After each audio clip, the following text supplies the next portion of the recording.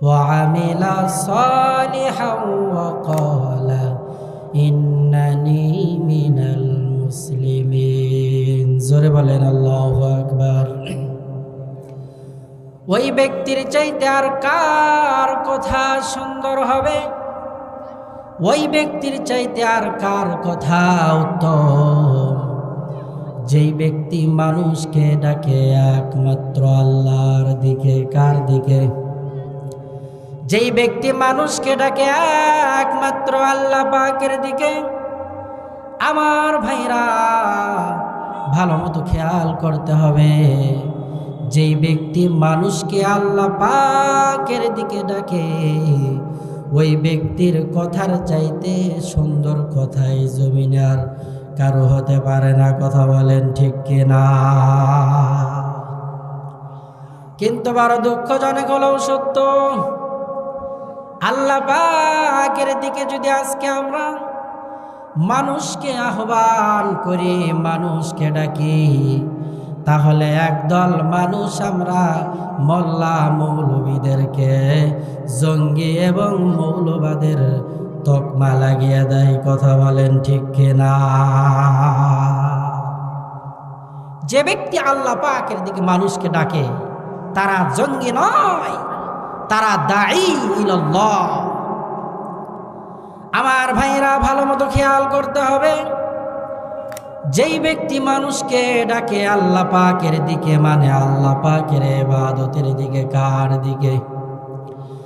আল্লাহ পাক রব্বুল আলামিন বলেন, আল্লাযী খালাকাল মাউতা ওয়াল হায়াতা লিয়াবলুয়াকুম আইয়ুকুম আহসানু আমালা। আমি আল্লাহ পাক রব্বুল আলামিন মানুষ বানিয়েছি। খালাকাল মাউত ওয়াল হায়াত, হায়াত এবং মওত সৃষ্টি করেছি কেন? আইয়ুকুম আহসানু আমালা, কে কতদূর ভালো আমল করতে পারে এটা দেখার জন্য। ভালো আমল না বেশি আমল? ভালো আমল। আল্লাহ পাকের হাবিব বলেন যে হাজারো বেশি আমলের চাইতে একটা ভালো আমল আল্লাহ পাকের কাছে অধিক পছন্দনীয়। এজন্য আল্লাহ পাকের হাবিব বলেছেন, একজনের আমল নামায় অনেক আমল, আর একজনের আমল নামায় আমল কম কিন্তু সুন্দর আমল, ভালো আমল।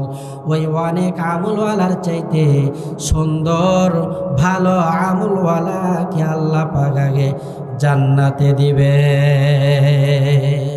জান্নাত দো ज़ख्से या रब क्या करो, आरज़ू है मैं तुझे देखा करो। रोगिल्मा जितनी नियामत है तो सबसे बेहतर नियामत दीदार तू। আল্লাহ পাক রব্বুল আলামিন মানুষ বানাইলেন উত্তম আমল করার জন্য, ভালো আমল করার জন্য। এই দুনিয়াতে এমন একটা সময় ছিল মানুষের কোনো অস্তিত্বই ছিল না। হাল আতা আলাল ইনসানি হিনুম মিনাদ দাহর লাম ইয়াকুন শাইআম মাযকুরা, এমন একটা সময় ছিল আমাদের কোনো অস্তিত্বই তো খুঁজে পাওয়া যাইতেছিল না। এই দুনিয়াতে মানুষ পাঠানোর 2000 বছর পূর্বে আল্লাহ পাক রব্বুল আলামিন জিন জাতিদেরকে দুনিয়ার মধ্যে পাঠিয়েছিলেন। আমার ভাইরা, জিন জাতিগুলো একে অপরে মারামারি কাটাকাটি, মারামারি হাঙ্গা দাঙ্গামা করে তারা ধ্বংস হয়ে গিয়েছে। আল্লাহ পাক রব্বুল আলামিন মানুষ বানানোর জন্য ফেরেশতাদের সঙ্গে মশওয়ারা করলেন। আর ফেরেশতারা বলল, আল্লাহ আপনার গুণকীর্তন তাসবিহ গাওয়ার জন্য আমরা ফেরেশতারাই যথেষ্ট, আপনি মানুষ বানায়েন না। সঙ্গে সঙ্গে আল্লাহ পাক রব্বুল আলামিন জানিয়ে দিলেন ফেরেশতারা, ক্বালা ইন্নী আ'লামু মা লা তা'লামুন,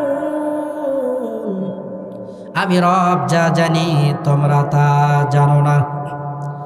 আমার ভাইয়েরা, আল্লাহ রব্বুল আলামিন দুনিয়াতে মানুষ পাঠাইবেন, কত প্ল্যান, কত প্রোগ্রাম। আল্লাহ পাক রব্বুল আলামিন দুনিয়াতে মানুষ পাঠিয়েছেন 3 পদ্ধতিতে। কয় পদ্ধতিতে? 1 নম্বরে মাও নাই, বাবাও নাই। এই পদ্ধতিতে আল্লাহ পাক রব্বুল আলামিন সর্বপ্রথম মহামানব নবী আদমকে বানাইলেন। আর 1 পদ্ধতিতে মা আছে কিন্তু বাবা নাই। এমন পদ্ধতিতে আল্লাহ পাক রব্বুল আলামিন নবী ঈসাকে পাঠাইলেন। আর 1 পদ্ধতির মধ্যে মাও আছে, বাবাও আছে। এমন পদ্ধতির মধ্যে আমরা হাজারো কোটি লক্ষ মানুষ। কথা বলেন ঠিক কিনা? আল্লাহ পাক রব্বুল আলামিন বাবা আদমকে বানাবেন, ফেরেশতাদের সঙ্গে মশওয়ারায় বসে গেলেন। মশওয়ারা শেষে ফেরেশতাদের সরদার জিবরিল আমিনকে বলল, জিবরাইল, মানুষ বানানোর জন্য মাটি নিয়ে এসো। আল্লাহর ফেরেশতাদের সরদার জিবরিল আমিন জমিনে চলে আসলেন। মাটির সম্মুখপানে এসে দাঁড়ালেন। আর মাটির দিকে হাতটা বাড়াইবেন, এমন সময় মাটির ভেতর থেকে কান্নার আওয়াজ। ডাক দে বলে, আল্লাহর ফেরেশতা, আমি আমার জিন্স থেকে আলাদা হতে চাই না, আপনি আমারে নিয়েন না। আল্লাহর ফেরেশতা ডাক দে বলল, কেন কেন? মাটির জবান খুলে গিয়েছে। মাটি বিকট আওয়াজে কান্না করে আর বলে, ফেরেশতা, আল্লাহ পাক রব্বুল আলামিন আমি মাটি দ্বারা মানুষ বানাইবে। মানুষ বানানোর মূল মাকসাদ হলো ইবাদত বন্দেগী, দাসত্ব, গোলামি করা আল্লাহ পাক রব্বুল আলামিনের। এই মাটির মানুষগুলো যখন আল্লাহ পাকের দাসত্ব গোলামি করবে না, আল্লাহ পাক তাদেরকে জাহান্নামের ওই আগুনের মধ্যে জ্বালাবে। ও ফেরেশতা জিবরাইল, আমি মাটি ওই জাহান্নামের আগুনে জ্বলার মতো সামর্থ্য রাখি না। জিবরিল আমিন মাটির কান্না শুনে ফিরে গেলেন। আল্লাহ পাক রব্বুল আলামিন মিকরাইল আলাইহিস সালামকে পাঠাইলেন। মিকরাইল আলাইহিস সালাম মাটির সম্মুখপানে দাঁড়িয়ে গেলেন। মাটির জবান খুলে গেছে। ভাই, আল্লাহর ফেরেশতা, আপনি আমারে নিয়েন না, কারণ আমি আমার স্বজাতি, আমি আমার জিন্স থেকে আলাদা হতে চাই না।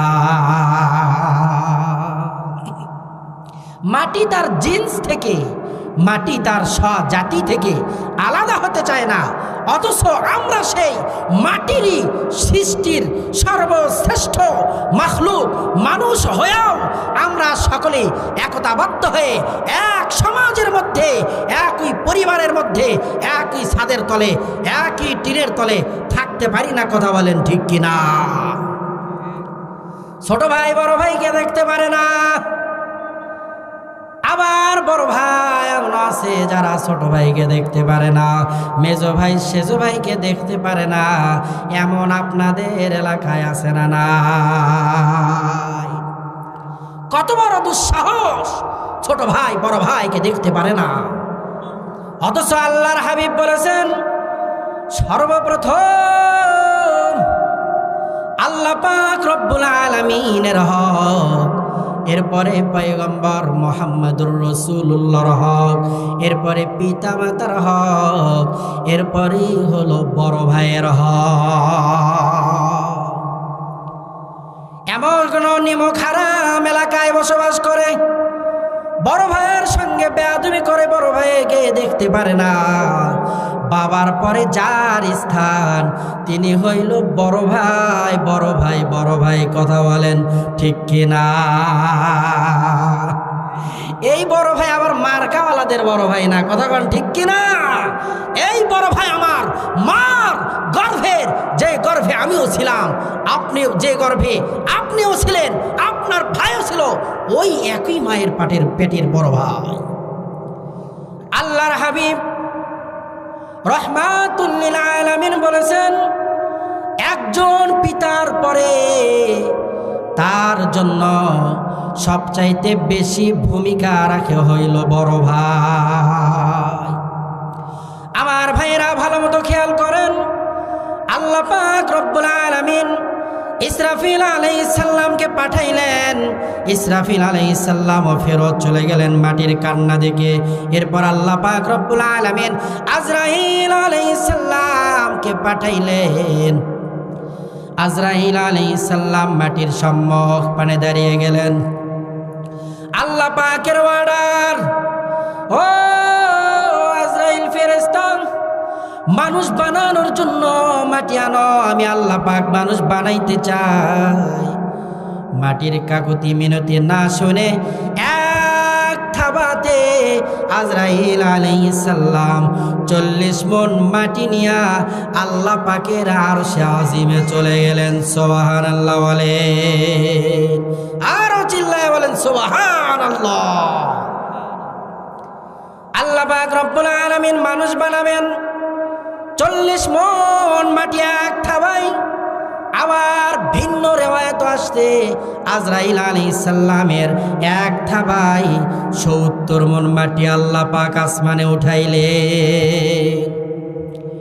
এই মাটি দ্বারা আল্লাহ পাক রব্বুল আলামিন ফেরেশতাদের মাধ্যমে পয়গম্বর আদমের আকৃতি বানাবেন। আল্লাহ পাকের কত প্ল্যান! মাটিটা আল্লাহ পাক রব্বুল আলামিন নিয়ে গেলেন মিন তিনিল লাযিব। এঁটেল মাটি আল্লাহ পাক রব্বুল আলামিন উঠাইলেন। এঁটেল মাটি দ্বারা গঠন বানানো যায় না, এঁটেল মাটি দ্বারা আকৃতি বানানো যায় না, স্ট্রাকচার বানানো যায় না। আল্লাহ পাক রব্বুল আলামিন ওই মাটির উপরে 40 বছর নূরের তাজাল্লি ফেললেন। কত বছর? 40 বছর নূরের তাজাল্লি ফেললেন। আমার ভাইরা খেয়াল করতে হবে।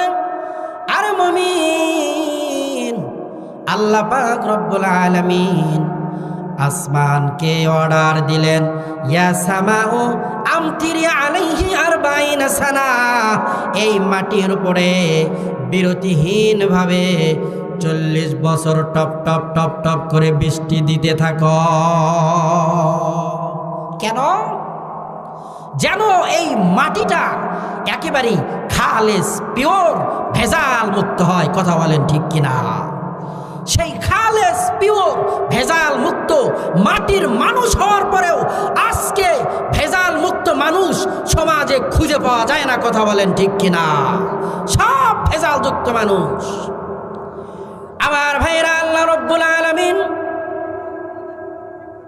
এরপরে বাবা আদমের আকৃতি বানানোর পরে 40 বছর পয়গম্বর আদমের ওই মূর্তিটারে, পয়গম্বর আদমের ওই কায়াটারে, পয়গম্বর আদমের ওই আকৃতির উপরে সূর্য দ্বারা 40 বছর আল্লাহ পাক রব্বুল আলামিন তাপ দিলেন।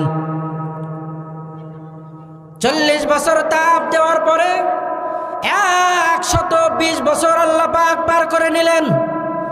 এখনো বাবা আদমের কোনো অস্তিত্ব নাই। 120 বছর পরে ফেরেশতার মাধ্যমে আল্লাহ পাক রব্বুল আলামিন পয়গম্বরের জিসিমের মধ্যে রূহটা ফুঁকিয়ে দিলেন। আমার ভাইরা, আল্লাহর হাবিব জনাবে মুহাম্মদুর রাসূলুল্লাহ হাদিসের মধ্যে বলেন, পয়গম্বর আদম সর্বপ্রথম মানব। পয়গম্বর আদমের রূহটা দেওয়ার পরে পয়গম্বর আদম সর্বপ্রথম যেই বাক্যটা বলেছিলেন সেই বাক্যর নাম হইল আলহামদুলিল্লাহ। কাদের কুদম অরত্তুদারি বর কামাল আতা রব্বি আতা হাসবি জুল জালাল তুহি কাদের জলিলুল্লাহ জাহাদান বাহার হালে তুহি মেরা মেরা নিগাহবান।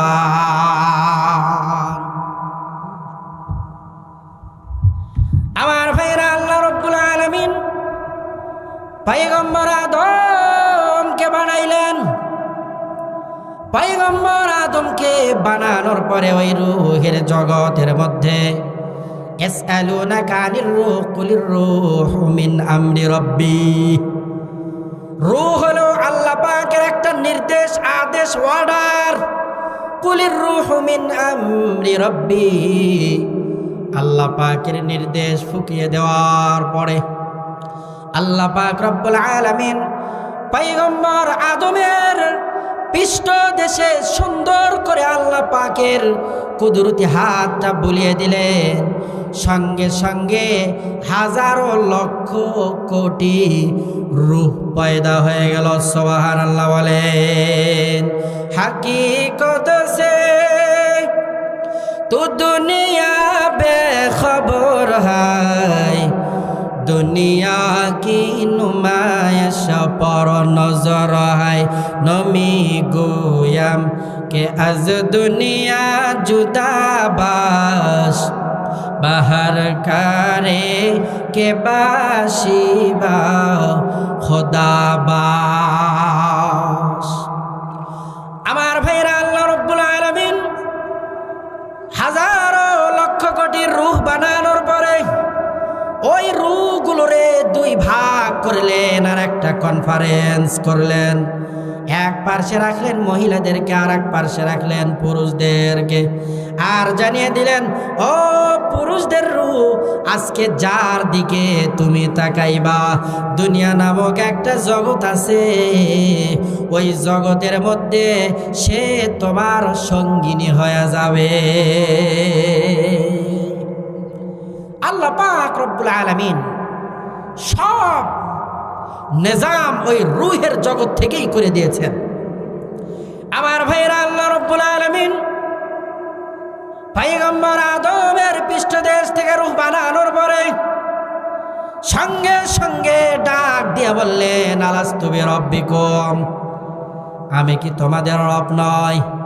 সমস্ত রূহগুলো চুপ হয়ে গেছে। কোন রূহের ভেতর থেকে কোনো আওয়াজ নাই। কারণ আল্লাহ পাকের সম্মুখ পানে আল্লাহর হাবিব ছাড়া দাঁড়ানোর কেহই নাই। কথা বলেন ঠিক কিনা? কেমন রহমতের নবী আমার, যেই নবী ছাড়া আল্লাহ পাকের সম্মুখ পানে দাঁড়ানোর কেউ নেই। রহমাতুল লিল আলামিন নবী কোরআনে প্রমাণ। রহমাতুল লিল আলামিন নবী কোরআনে প্রমাণ। উম্মত বিনে কে বুঝিবে আমার দয়ার নবীর শান। কথা বলেন ঠিক কিনা? সমস্ত রূহগুলো নিশ্চুপ হয়ে গেল। আল্লাহ পাকের কুদরতের ইশারা আল্লাহ পাক রব্বুল আলামিন আল্লাহর হাবিব জনাবে মুহাম্মদুর রাসূলুল্লাহর রূহের জবানটা খুলে দিলেন। আল্লাহর হাবিব সঙ্গে সঙ্গে বলে উঠলেন, ক্বালু বালা।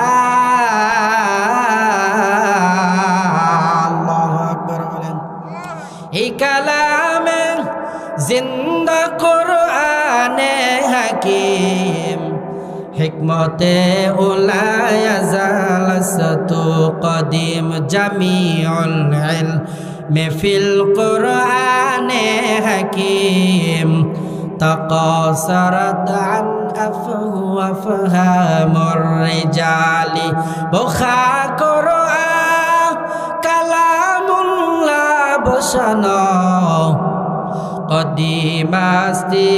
কদিমাস্তি নয়ন।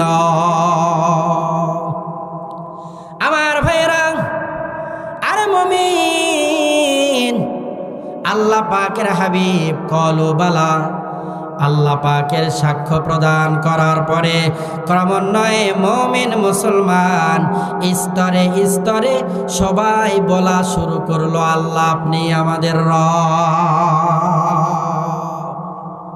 আল্লাহ পাক রব্বুল আলামিন আমার হাবিবকে কেমন রহমত করে বানিয়েছেন।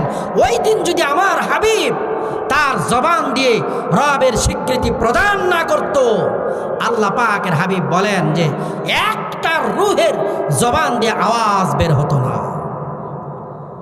আমার ভাইয়েরা, আল্লাহ রব্বুল আলামিন আমার পয়গম্বর জনাবে মুহাম্মদুর রাসূলুল্লাহর কারণে আমাদেরকে এত দামি করে বানিয়েছেন। আল্লাহ পাক রব্বুল আলামিন আমার পয়গম্বরের জন্য এই জমিনটারে, এই পুরা জমিনটারে মসজিদের হুকুমে করে দিয়েছে। মসজিদে ও শুধু হামারো এ জমিন, আল্লাহ পাক রব্বুল আলামিন এই জমিনটারে আমার হাবিবের জন্য মসজিদ স্বরূপ করে দিয়েছে। যেখানেই বান্দার কানের ভেতরে মুয়াজ্জিনের আজান ঢুকবে, সে সেখানেই ওযু বানিয়া নামাজে দাঁড়িয়ে যাবে। আমার ভাইয়েরা, তবে খেয়াল করতে হবে, মসজিদে এসে নামাজ আদায় করা 25 গুণ বেশি সওয়াব, কেউ কেউ বলেছেন 27 গুণ। আবার জুমার মসজিদে নামাজ আদায় করা 500 গুণ বেশি সওয়াব। আবার ওই মসজিদে নববীর মধ্যে মসজিদ আকসাতে এক রাকাত নামাজে আল্লাহ পাক রব্বুল আলামিন 50,000 রাকাত নামাজের সওয়াব দান করেন। আবার ওই মসজিদ হারামের মধ্যে আমার আল্লাহ পাক রব্বুল আলামিন 1 রাকাত নামাজে 1 লক্ষ রাকাত নামাজের সওয়াব দান করেন। সুবহানাল্লাহ বলেন।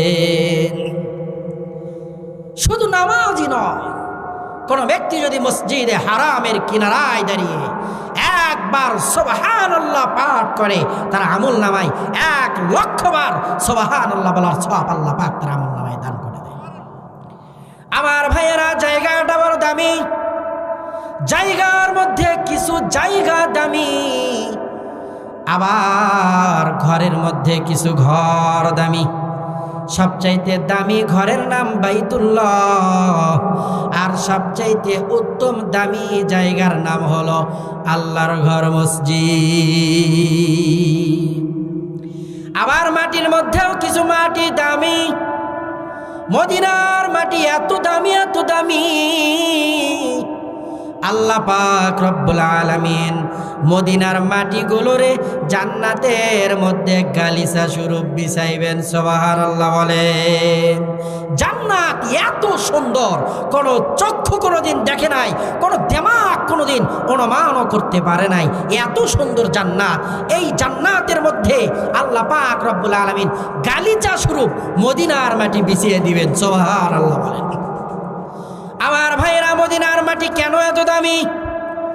আল্লাহ পাকের হাবিব জনাবে মুহাম্মদুর রাসূলুল্লাহর সংস্পর্শের কারণে আল্লাহ পাক মদিনার মাটিকে বড় দামি বানিয়ে দিলেন। এজন্যই তো ইমাম মালিক রহমাতুল্লাহি আলাইহি ৭০ বছর ওই মদিনায় জীবন যাপন করেন, কোনদিন জুতা পরিধান করেন না। অনুসারীগণ ডাক দে বলে, ও ইমাম মালিক, আপনি ৭০ বছর মদিনায় জীবন যাপন করেন, কিন্তু কোনদিন আপনি জুতা পরিধান করেন না কেন? ইমাম মালিক ডাক দে বলে, ও মদিনার মানুষ, এই মদিনার যেখানেই আমি আমার নাকটা লাগাই, সেখান থেকেই মদিনাওয়ালার পরশের আওয়াজ, পরশের গন্ধ পাই। সুবহানাল্লাহ বলেন। এই জন্য আমি ইমাম মালিক ৭০ বছর মদিনায় জীবন যাপন করি, কোনদিন জুতা পরিধান করি না। কারণ আমার পয়গম্বর যে রাস্তায় খালি পায়ে হেঁটেছে, আমি ইমাম মালিক কিভাবে জুতা পরিধান করে ঘুরতে পারি? আমার হাবিব মায়ের নবী, দয়ার নবী, রহমতের নবী, আমার পয়গম্বর জগৎ সমূহের জন্য রহমত। আল্লাহ পাক রব্বুল আলামিন জগৎ সমূহের জন্য রব্বুল আলামিন, আর আমার পয়গম্বর জগৎ সমূহের জন্য রহমাতুল লিল আলামিন। যেখানে আল্লাহর পাওয়ার সেখানে আল্লাহর হাবিব জনাবে মুহাম্মাদুর রাসূলুল্লাহর পাওয়ার। जहाँ तक है रबूबियत खुदा की वहाँ तक है मोहम्मद मुस्तफा की। যেখানেই আল্লাহ পাকের সেখানেই আমার রসুলের শান, মান, মর্যাদার মর্তবা। বড় দুঃখজনক হলেও সত্য যে আজকে সেই আমাদের প্রাণের নবীর বিরুদ্ধে বিশুদ্ধার করা হয়, আমার নবীর চরিত্র নিয়ে কথা বলা হয়, আমার নবীর খাতমে নবুয়তের চাদর নিয়ে টানাটানি করা হয়। আমরা মুসলমান, আমরা স্পষ্ট ভাষায় বলছি, আল্লাহ পাকের হাবিবের শেষ খাতমে নবুয়ত নিয়ে যারাই টানাটানি করবে, আমরা মুসলমান, আমাদের দেহে এক বিন্দু রক্ত থাকতে কোন মুসলমান এটা মানতে পারে না, বরদাস্ত করতে পারে না। কথা বলেন ঠিক কিনা?